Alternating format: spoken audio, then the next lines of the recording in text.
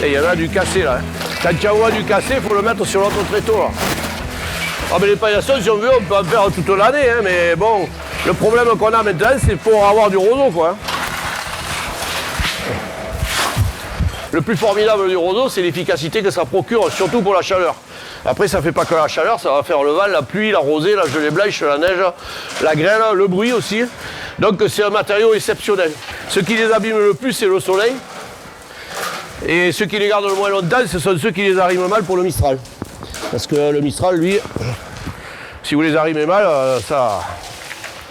c'est pas fait pour s'envoler, hein, les paillassons. C'est fait pour être fixé, quoi. Voilà. Donc c'est un rapport qualité-prix, c'est quand même assez sympathique. Mais le côté le plus sympathique, c'est que... c'est bon. Je vais faire une poignée. Le côté le plus sympathique, c'est que ça vous procure entre 10 et 12 degrés d'écart de température sous 4 petits roseaux comme ça, là, qui font 2 cm à 2 cm et demi d'épaisseur. Le roseau plie mais ne se rompt pas. Alors, pourquoi ils se plient, ils ne se rompent pas? Parce que, à une époque, j'ai vu, ça arrive rarement chez nous, qu'il y neige dessus. Oui. Et on se retrouve avec un tapis blanc, plus de roseau. Et qu'est-ce que ça va devenir? Eh bien, quand le roseau a fondu, la neige a fondu, le roseau s'est redressé et on aurait dit qu'il ne s'était rien passé. Mais le fait qu'il ait cette force dans la masse, ça permet de bien le maintenir. Maintenant, si on le prend de près, hein, c'est sa longueur qui fait sa force. Ouais. Donc voilà pourquoi il se court mais il ne se rompt pas. Et normalement, toi, de construire comme ça dure combien à peu près Ça dure, suivant comme il est exposé, celui-là il a 30 ans, il y en a qui durent 20 quoi. Et ouais, moi je donne entre 20 et 30 ans. Alors là aussi il semblerait qu'il y ait une diminution de la qualité du roseau, parce que j'entends parler, et c'est vrai que quand on a démonté cette toiture qui a 30 ans, le roseau il est complètement différent quoi. Et pourtant c'est le provenance, il vient des alentours, mais il a un aspect complètement différent. Donc avant, compte tenu que le roseau avait une résistance qui était supérieure à celle d'aujourd'hui, on va dire en pergola, donc à plat, on gardait un paillasson entre 5, ça dépendait comment on pouvait le placer, mais entre 5 et 7 ans. Oui. Aujourd'hui, on est passé, compte tenu des conditions climatiques et puis des gestions d'eau qui ne le sont plus, on a passé de 3 à 5 ans. Voilà. Donc, et c'est là où on s'aperçoit de la dégradation du produit. Hein, par le temps, on le garde beaucoup moins.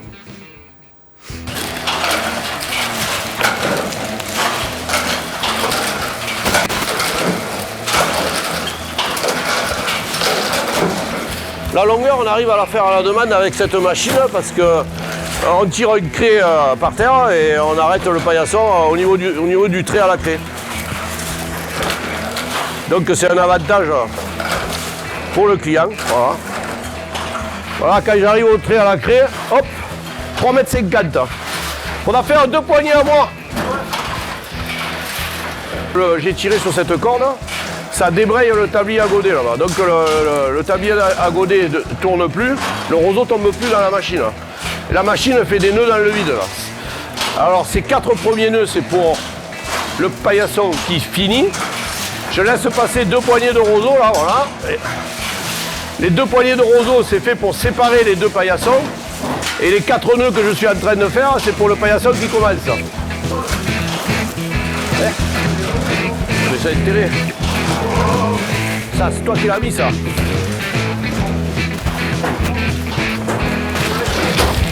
Alors cette machine, elle vient d'Allemagne. C'est un ingénieur allemand qui avait déposé le brevet à l'époque.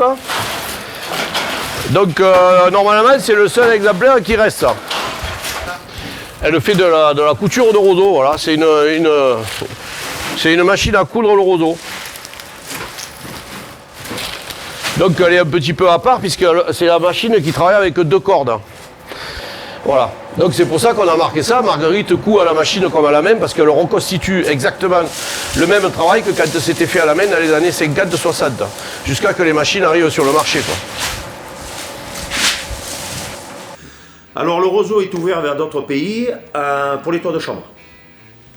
Oui. C'est-à-dire que la personne avec qui je travaille là, qui lui a la gestion de beaucoup de marais de Camargue, travaille avec des Hollandais qui eux expédient du roseau en Angleterre, enfin de partout, et de façon, on va dire, de partout en Europe, hein, bien entendu, de façon justement à couvrir les toits de chaume, comme vous voyez en Bretagne, en Normandie, donc on travaille aussi avec des Bretonnes, et normal.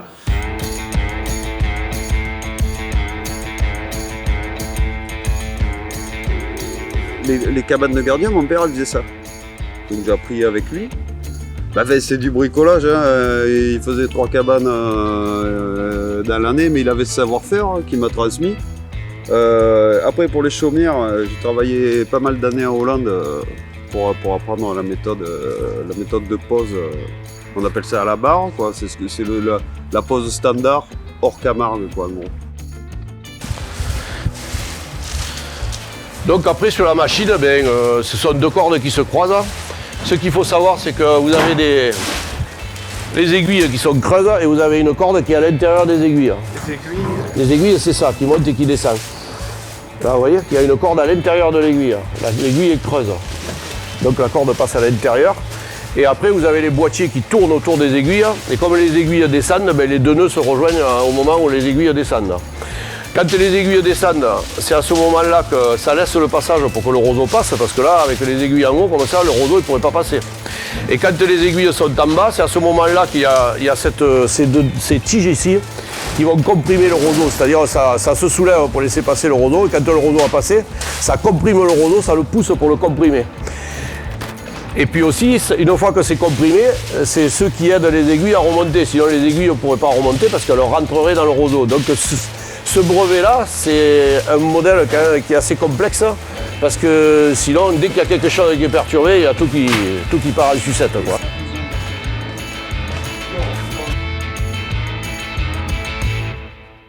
Il y a les rangs de roseaux horizontaux. Ouais. Et chaque rang, il est constitué de petits paquets comme ça, Ouais. qui sont attachés côte à côte avec du fil inox, Ouais. et ils sont attachés sur un lito. Ouais. Et chaque attache, on appelle ça une couture, chaque couture elle est recouverte par le rang d'après. D'accord. Tout simplement, quand on arrive en haut, on fait un fêtage, et une fois que tout est fini, on enlève les liens à refaire. Si vous voulez, comme je vous dis, à une demi-journée, une fois que vous avez compris le principe, vous pouvez le faire. Il faut monter sur le toit. Ouais, il faut monter sur le toit, il y a un outil qu'on appelle un écarteur, c'est pour écarter le roseau, pour passer notre navette qui nous sert à l'attacher. Ouais. Et puis voilà, une paire de tenailles. Et après, c'est plus la... faut arriver à jongler parce que le roseau, c'est pas... comment dire c'est jamais pareil. Il y en a du plus long, du plus court. Des fois, les paquets sont un peu plus gros, un peu plus petits. Ouais. Donc, il faut arriver à jongler avec tout ça pour avoir un aspect à peu près uniforme. Donc c'est grâce à quelqu'un dans les Cévennes qu'on a réussi à trouver quelqu'un qui nous a dépanné. Et c'est grâce à ce bonhomme qu'on a réussi à sauver la machine, sinon elle pouvait partir à la casse. On n'avait plus de bobines qui rentraient dans les boîtiers, quoi. Donc là, il faut essayer de la rouler assez uniforme, quoi, pour qu'elle soit à peu près équitable de partout, quoi.